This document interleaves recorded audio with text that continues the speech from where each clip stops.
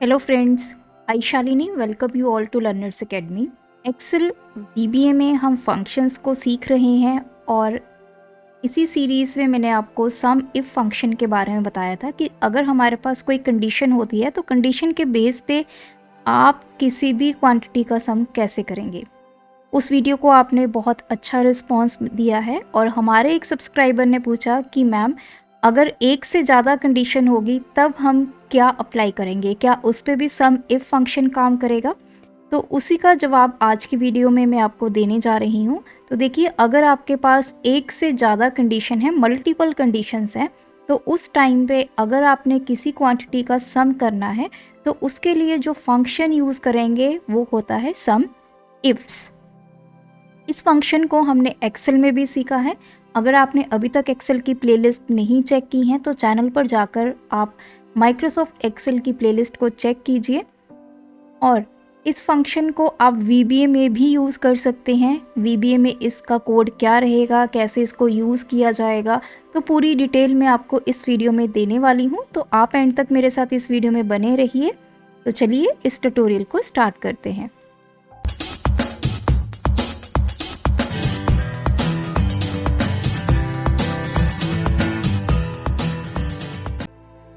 देखिए, जब हमने सम इफ़ फंक्शन की बात की थी तो मेरे पास एक स्टूडेंट का नाम था और मुझे उसकी पेंडिंग फ़ीस देखनी थी, चाहे वो दिसंबर मंथ की हो, नवंबर की हो या जनवरी को हो। तो सिर्फ कंडीशन मेरे पास एक ही थी, स्टूडेंट का नाम। स्टूडेंट के नेम के बेसिस पे मेरे पास पेंडिंग फ़ीस जो है उसकी तीनों मंथ्स की कैलकुलेट होके आ जाती थी। लेकिन अब यहाँ पे मेरे पास दो कंडीशंस हैं, स्टूडेंट का नाम भी है और उसकी क्लास भी है। अब प्रियल गुप्ता एक ऐसा स्टूडेंट है जो 7th क्लास में है। हो सकता है प्रियल नाम का ही कोई स्टूडेंट 8th क्लास में भी होगा। तो अब मैं चाहती हूँ कि जो 7th क्लास में प्रियल गुप्ता नाम का स्टूडेंट है उसकी दिसंबर, नवंबर और जनवरी जितनी भी पेंडिंग फ़ीस है अब तक, वो सारी कैलकुलेट होके मुझे यहाँ पे डिस्प्ले हो जाए।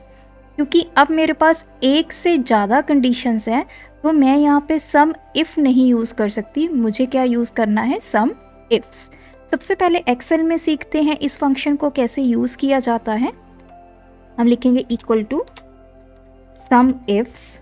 इसका सिंटेक्स थोड़ा सा चेंज है सम इफ फॉर्मूला से। इसमें सबसे पहले हमें चाहिए सम रेंज। हमें जो एडिशन करके यहाँ पे वैल्यू चाहिए उसकी रेंज क्या है। तो मुझे यहाँ पे पेंडिंग फ़ीस दिखानी है तो रेंज मैं यहाँ से दूंगी। तो ये मेरी सबसे पहले रेंज आ गई है जिसको हम सम रेंज बोलते हैं। सेकंड जो पैरामीटर है that is criteria range 1, comma सबसे पहला जो क्राइटेरिया है दैट इज योर नेम। इसकी रेंज कहाँ है, तो इसकी रेंज है यहाँ पे। तो ये नेम की रेंज हमने दे दी। जैसे मैं कॉमा लगाऊंगी तो उसके बाद देखिए जो थर्ड पैरामीटर है वो है क्राइटेरिया। क्राइटेरिया क्या देना चाहते हैं, तो क्राइटेरिया मेरे पास ये है स्टूडेंट का नाम, कॉमा। तो देखिए यहाँ पे दो चीज़ें हैं, एक होती है क्राइटेरिया रेंज और दूसरा होता है क्राइटेरिया। क्राइटेरिया रेंज मतलब किसके बेसिस पे आप सम करना चाहते हैं, उसकी रेंज कहाँ पे है, कहाँ से डेटा आपने उठाना है, तो ये पूरी रेंज है। और क्राइटेरिया की बात करें तो मुझे एक ही स्टूडेंट का पेंडिंग फ़ीस देखनी है तो क्राइटेरिया में मैंने इस सेल का रेफरेंस दे दिया। अब आता है सेकंड क्राइटेरिया। अगर आपने, जैसे मैंने बताया, सम इफ्स तभी काम करता है अगर आपके पास एक से ज़्यादा क्राइटेरिया है। तो सेकंड क्राइटेरिया हमारा बेस्ड ऑन क्लास है, तो पहले मैं इसकी रेंज दूंगी। तो इसकी रेंज है D2 से लेके D24 तक, देन कॉमा, और इसका जो क्राइटेरिया है वो हमने रखा है सेल G2 में। तो उसके बाद मैं इसको दूंगी और इसको कर दूंगी मैं क्लोज एंड एंटर। तो देखिए प्रियल गुप्ता जो 7th क्लास में पढ़ती है उसकी टोटल फ़ीस 220 रुपीज़ है।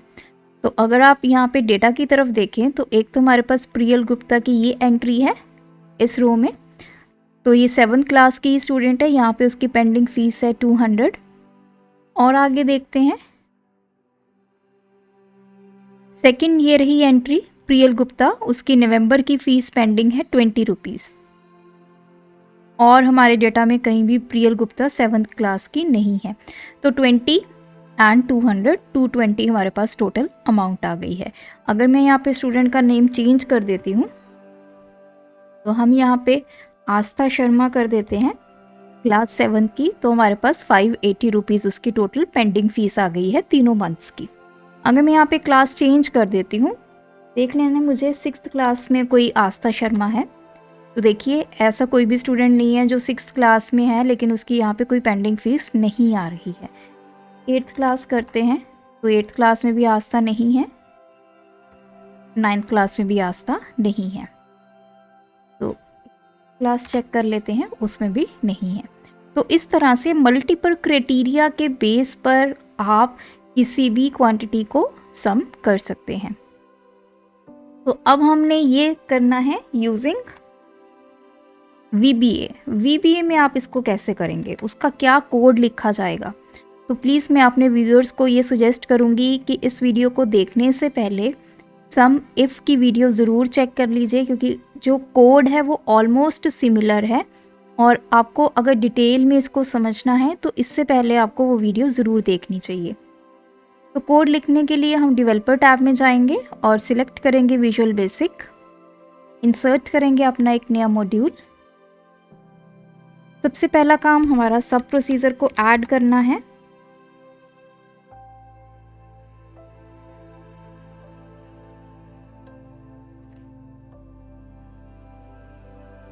तो देखिए यहाँ पे मुझे फाइनल आउटपुट कहाँ पे चाहिए, H2 सेल में चाहिए, तो मैं सारा फंक्शन कैलकुलेट करके वैल्यू मुझे कहाँ देगा, H2 में।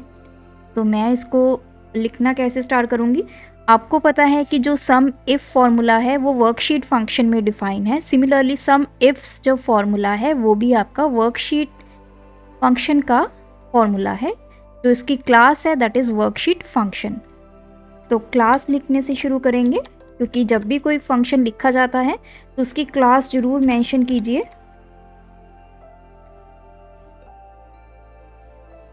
तो देखिए अब मुझे यहाँ पे ये पैरामीटर दिखाएगा। पैरामीटर में सबसे पहले है argument 1 as range, argument 2 as range, argument 3, argument 4 and so on. तो जो फर्स्ट पैरामीटर होता है वो हमारा क्या होता है, जहाँ पे हमें सम करना है उसकी रेंज। तो जो मेरा सम करना है उसकी रेंज कहाँ पे पड़ी है, B2 से लेकर B24 तक। तो मैं यहाँ पे लिखूंगी रेंज B2 सेल से लेकर B24 में। ये तो हो गया हमारा फर्स्ट, जिसको हम कहते हैं सम रेंज। सेकंड जो पैरामीटर हम देते हैं उसमें हम देते हैं, सॉरी यहाँ पे कॉलन आएगा, सेकंड हमारा जो पैरामीटर होगा उसमें हम बताएंगे अपना सबसे पहला क्राइटेरिया रेंज। तो सबसे पहला क्राइटेरिया हमारा बेस्ड अपॉन नेम है, तो उसकी रेंज हमारी A2 से लेकर A4 में पड़ी है। तो मैं यहाँ पे लिखूंगी रेंज ब्रैकेट स्टार्ट A2 से लेकर A24 सेल में। ये हमारा फर्स्ट क्राइटेरिया रेंज हो गई। उसके बाद क्राइटेरिया बताना होता है। अब नेम हमने किस सेल में लिखा है, सेल F2 में, तो यहाँ पे लिखेंगे रेंज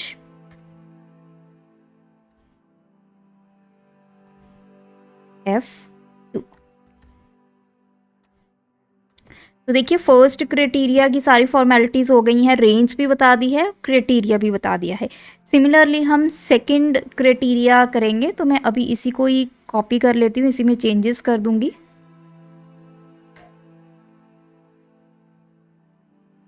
तो चेंजेस करते हैं। सेकंड जो क्राइटेरिया है वो हमारा है क्लास का, जो पड़ा है D2 से लेकर D24 तक। तो इसको मैं चेंज कर दूंगी D2 से लेकर D24 तक, और इसका जो रेंज है हमने G2 सेल में लिखा है। इसको करेंगे क्लोज। तो देखिए ये सारी चीज़ कैलकुलेट होकर कहाँ स्टोर होगी, आपके H2 में। जैसे मैंने बताया था फाइनल आउटपुट हमें कहाँ चाहिए, H2 सेल में। तो मैं यहाँ पे लिख दूँगी H2 dot value equals to this one. तो अब हम इसको करते हैं रन और देखते हैं फाइनल आउटपुट हमारे पास क्या आ गई है। तो देखिए आस्था शर्मा की टोटल जो पेंडिंग फीस है दैट इज़ 580। ये वो आस्था शर्मा है जो क्लास 7th में पढ़ती है और तीनों मंथ्स को कैलकुलेट करके टोटल उसकी फ़ीस आ गई है 580। अगर कोई नेम चेंज करते हैं तो उसके अकॉर्डिंग उसकी पेंडिंग फ़ीस भी आपकी चेंज हो जाएगी जैसे जैसे आप नेम एंड क्लास को चेंज करेंगे। तो ये तो था कि जब हमने एक स्टूडेंट की कैलकुलेट की है। जैसे मैंने आपको सम इफ़ फंक्शन में कैलकुलेट करके दिखाई थी मल्टीपल स्टूडेंट्स की, तो एक ही बार में अब मुझे एक एक करके नहीं देखनी किसकी टोटल कितनी फ़ीस पेंडिंग है। मेरे पास स्टूडेंट नेम है, मेरे पास क्लास है, तो सिर्फ एक मैं क्लिक करूं और मेरे पास सारे स्टूडेंट्स की पेंडिंग जो फ़ी है वो यहाँ पे आ जाए। तो उसके लिए हमारा कोड क्या होगा, वापस चलते हैं विजुअल बेसिक में और मैं अभी इसको कर देती हूँ कमेंट। तो यहाँ पे मैं यूज़ करूँगी लूप। प्रीवियस वीडियो में भी मैंने आपको बताया था लूप कितनी इम्पॉर्टेंट पार्ट है हमारा VBA का। लूप के बिना बहुत सारे काम हमारे लेंथी हो जाते हैं। लूप हमारा काम विद इन फ्यू सेकेंड्स जो है वो कर देती है और हमारा कोड भी जो है वो लेंथी नहीं होता। तो स्टेटमेंट हमारी यहाँ पे बिल्कुल सेम वैसे ही रहेंगी जैसे हमने सम इफ़ में किया था। तभी मैं आपको बोल रही हूँ बार बार कि आप सम इफ़ वाली वीडियो को ज़रूर चेक कीजिए। तो देखिए यहाँ पे मेरे पास जो नेम्स है वो A2 सेल से लेकर A6 तक हैं। तो मैंने लूप कहाँ से शुरू की, 2 से लेकर 6 तक स्टार्ट की। अब मुझे फाइनल आउटपुट कहाँ पे चाहिए, मुझे फाइनल आउटपुट अब चाहिए cell C2, C3, C4, C5 and C6 में। इसका मतलब जो कॉलम C है वो फिक्स है आपका और चेंज क्या हो रहा है, आपके रोज़ का नंबर 2 से लेके 6 तक। तो फाइनल आउटपुट के लिए मैं यहाँ पे लिखूंगी रेंज। C आपका फिक्स रहेगा, इसके साथ मैं लगाऊंगी x वेरिएबल को। x2 होगा, x3 होगा। जब x2 होगा तो आपके पास आस्था शर्मा की फ़ीस आ जाएगी, x3 होगा तो प्रियल गुप्ता की फ़ीस आ जाएगी, x4 होगा तो प्रिया कुमारी की फ़ीस आ जाएगी एंड सो ऑन। अब इसमें हम यूज़ करेंगे वही अपना वर्कशीट फंक्शंस। तो इतना मैं यहीं से कॉपी कर लेती हूँ।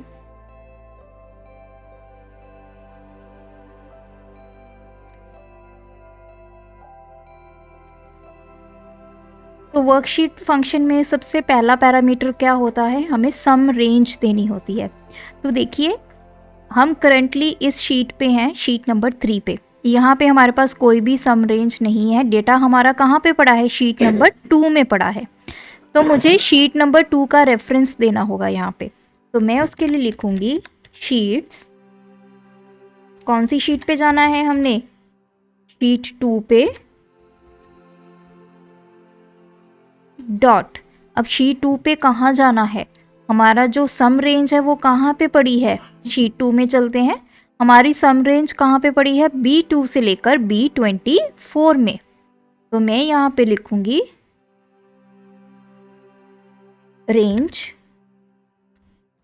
कहाँ से कहाँ तक, B2 से लेकर B24 तक। हमारा फर्स्ट पैरामीटर कंप्लीट हो गया है। अब सेकंड पैरामीटर क्या होता है, सम इफ्स में हमें सबसे पहला जो फर्स्ट क्राइटेरिया होता है उसकी रेंज देनी होती है। देखिए फिर से हमारा जो क्राइटेरिया रेंज है, जितनी भी रेंज है वो हमारी शीट 2 में पड़ी है। तो जब भी हमें कोई रेंज देनी होगी तो हमें शीट 2 की तरफ जाना ही होगा। तो बेटर है कि मैं इसी को कॉपी कर लेती हूँ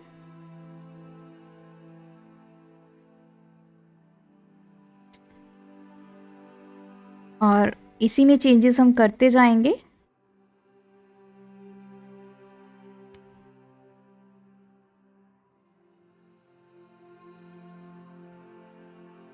तो यहाँ पे मैं चेंजेस करूँगी। अब हमारी जो फर्स्ट क्राइटेरिया रेंज है वो पड़ी हुई है A2 में।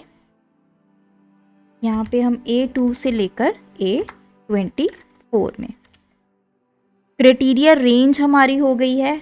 अब बात आती है कि हमारा क्राइटेरिया कहाँ पे है। तो देखिए क्राइटेरिया जो पड़ा है आपका नेम का वो शीट नंबर 3 में ही पड़ा है। फर्स्ट क्राइटेरिया आपका कहाँ पे पड़ा है? A2 में, A3 में, A4 में अप टू A6 में। तो इसके लिए मुझे सेकंड शीट को रेफ़र करने की ज़रूरत नहीं है। तो क्राइटेरिया लिखने के लिए मैं सीधा लिखूंगी रेंज A, इसको हम किसके साथ कंबाइन करेंगे? एंड x के साथ, क्योंकि x की हेल्प से ये 1 2 3 इस तरह चलता रहेगा। अब हमारा सेकंड पैरामीटर भी कंप्लीट हो चुका है, जिसमें हमने क्राइटेरिया रेंज भी दे दी और क्राइटेरिया भी दे दिया। थर्ड पैरामीटर में हम सेकंड क्राइटेरिया देंगे। सेकंड क्राइटेरिया के लिए आपको वापस शीट 2 में जाना होगा।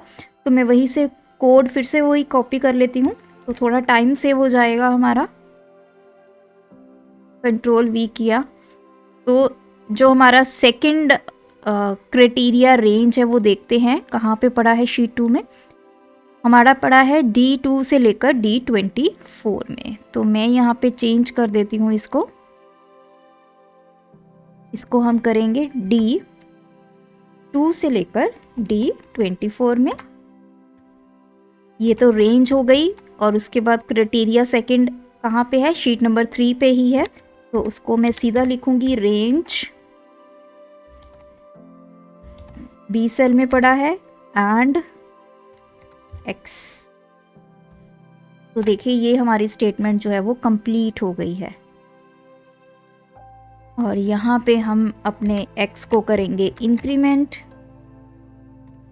देखिए अब मैं इसको एग्जीक्यूट करूँगी और साथ साथ में हम रिज़ल्ट देखते जाएंगे क्या आएगा। मैं यहाँ पे इंसर्ट कर लेती हूँ लोकल विंडो। लोकल विंडो से हमें बहुत आइडिया मिल जाता है हमारे वेरिएबल्स में क्या क्या वैल्यू जा रही है। तो F8 की हेल्प से मैं इसको डीबग करूँगी और देखते हैं क्या क्या वैल्यूज़ हमारी x में जाएंगी। देखिए इनिशियली x की वैल्यू 2 हो चुकी है और हमारे रेंज CX में x की वैल्यू 2 है, मतलब C2 में वैल्यू अब आएगी। और वैल्यू क्या आएगी? सम इफ फार्मूला जो है आपका कैलकुलेट करेगा आस्था शर्मा जो कि क्लास 7th में है, उसकी टोटल फ़ीस कितनी है फ्रॉम शीट 2, वो सारी फ़ीस कैलकुलेट होकर आपको C2 में शो हो जाएगी। जैसे मैंने F8 किया तो देखिए आपके पास टोटल अमाउंट आ गई है 580। अब x आपका इंक्रीमेंट हो गया है, x की वैल्यू 3 हो चुकी है। अब C3 में वैल्यू आएगी for Priyal Gupta. Some ifs function ने शीट नंबर 2 में कैलकुलेट करना है प्रियल गुप्ता नाम का स्टूडेंट जो क्लास 7th में पढ़ता है, उसकी नवंबर, दिसंबर एंड जनवरी की टोटल कितनी पेंडिंग फ़ीस है वो हमें यहाँ पे शो हो जाएगी। तो देखिए इस तरह से जैसे जैसे x की वैल्यू इंक्रीमेंट होती जाएगी नेक्स्ट पे हम जाते जाएंगे और हमारी एग्जीक्यूशन यहाँ पे स्टॉप हो गई है। और ये सारी टोटल अमाउंट है जो हमारी जनरेट हुई है using sum ifs formula. Counter check करने के लिए हम शीट 2 में चलते हैं और यहाँ पे तो मैं अभी यहाँ पे देखिए आस्था शर्मा की हमारे पास क्लास 7th की टोटल फ़ीस आई थी 580 और यही हमें VBA ने यहाँ पे कैलकुलेट करके दी है आस्था शर्मा क्लास 7th और टोटल अमाउंट इज़ 580। तो इस तरह से सम इफ्स फंक्शन की हेल्प से आप एक्सेल में भी और VBA में भी आप मल्टीपल कंडीशन के बेस पे एंट्रीज़ को ऐड करवा सकते हैं। तो आज की वीडियो में इतना ही। ऐसे और ट्यूटोरियल देखने के लिए चैनल को सब्सक्राइब कीजिए, वीडियोस को लाइक कर दीजिए, अपने फ्रेंड्स और रिलेटिव्स के साथ शेयर ज़रूर कर दीजिए। Thanks for watching this video, keep supporting us.